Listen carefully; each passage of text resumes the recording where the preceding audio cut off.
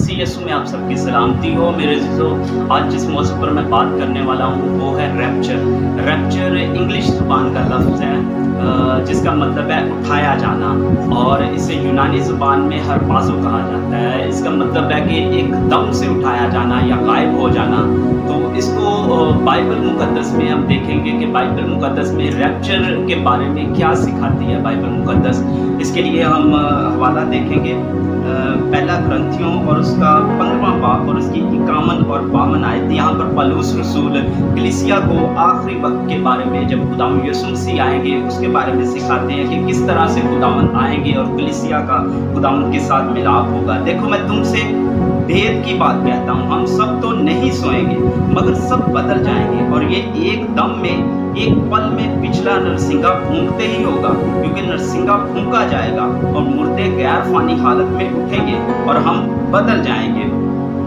ये बाइबल मुकद्दस इस आयत में लिखा है, ये सब एक दम में होगा कि पिछला नरसिंगा फूंका जाएगा और मुर्दे गैर फानी हालत में, वो जो पहले सो गए हैं वो सब गैर फानी हालत में उठेंगे और हम जो जिंदा होंगे वो बदल जाएंगे। इसके लिए एक और हवाला है पहला थस्सलुनीकियों और उसका 4 बाब और उसकी 16 और 17 आयत पढ़ूंगा मैं। क्योंकि खुदावंद खुद आसमान से ललकार और मुकर्रर फरिश्ता की आवाज़ और खुदा के नरसिंगे के साथ उतर आएगा, और पहले तो वो जो मसीह में हुए जी उठेंगे, फिर हम जो जिंदा बाकी होंगे उनके साथ बादलों पर उठाए जाएंगे ताकि हवा में खुदावंद का इस्तकबाल करें। यहाँ पर बाइबल मुकद्दस हमें सिखाती है, रसूल कलीसिया को सिखा रहा है कि हम सब तो नहीं सोएंगे लेकिन सब बदल जाएंगे और हवा में बादलों पर खुदावंद का इस्तकबाल करेंगे। मेरे अज़ीज़ों, रैप्चर की जो एजुकेशन है ये एक ऐसा भेद है जो रसूल बताता है कि ये एक भेद है कि जब खुदावंद यीशु मसीह कलीसिया को लेने आएंगे तो जो ये फाइनल जजमेंट नहीं है कि ये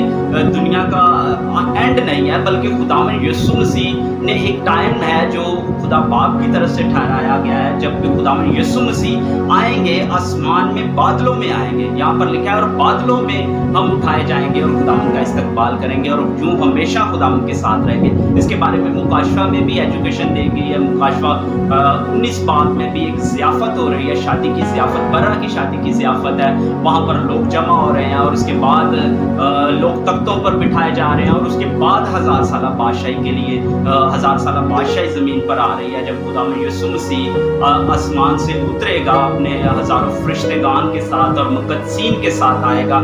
इससे पहले कलीसिया का आसमान पर उठाया जाना है। ये टाइम कब होगा और ये किस तरह की सिचुएशन होगी, और इसके बारे में और भी बहुत सी रैप्चर एजुकेशन के बारे में बहुत से सवालात भी हैं कि रैप्चर क्या जो आ रही 1000 सालियाँ आ रही हैं इनके बाद होगा या इनके दरमियान में होगा, और भी रैप्चर पुराने अहदनामे में रैप्चर कब कब हुआ और किस तरह से कलीसिया या लोग उठाए गए, इन सब बातों के बारे में मैं इसी तरह से छोटी छोटी वीडियोस बनाऊंगा जिनमें हम रैप्चर की एजुकेशन को और बेहतर तौर पर समझ सकेंगे। लेकिन सिर्फ आज के लिए, क्योंकि ये फर्स्ट वीडियो है, इसमें सिर्फ रैप्चर का मतलब ही हमने देखा कि जिस तरह से रसूल ने लिखा कि पिछला नरसिंगा फूंकते ही ये सब एक दम में होगा और हम सब बदल जाएंगे और हवा में खुदावंद का इस्तकबाल करेंगे और यूं हमेशा खुदावंद के साथ रहेंगे। यहाँ पर इस एजुकेशन को और जानने के लिए ये ऐसा नहीं है कि सिर्फ पौलुस रसूल ही ये एजुकेशन दे रहा है, खुदावंद यीशु मसीह ने भी तमसीलों में इस एजुकेशन के बारे में बताया। खुदावंद यीशु मसीह ने मत्ती 24 बाब में भी बताया कि ये 2 लोग खेत में काम कर रहे होंगे, एक ले लिया जाएगा, एक छोड़ दिया जाएगा।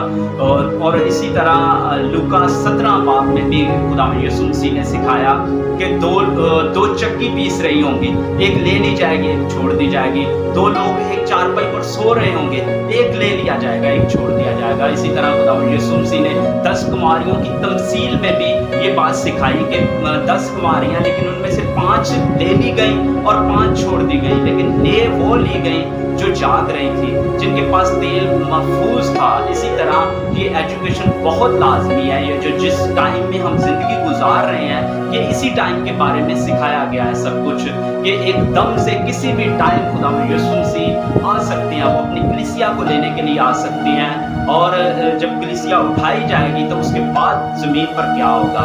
इन सारी बातों को हम इसी तरह आने वाली वीडियोज़ में 5 6 منٹ کی ویڈیوز ہوں گی، ان میں ہم سیکھیں گے اس ایجوکیشن کے بارے میں.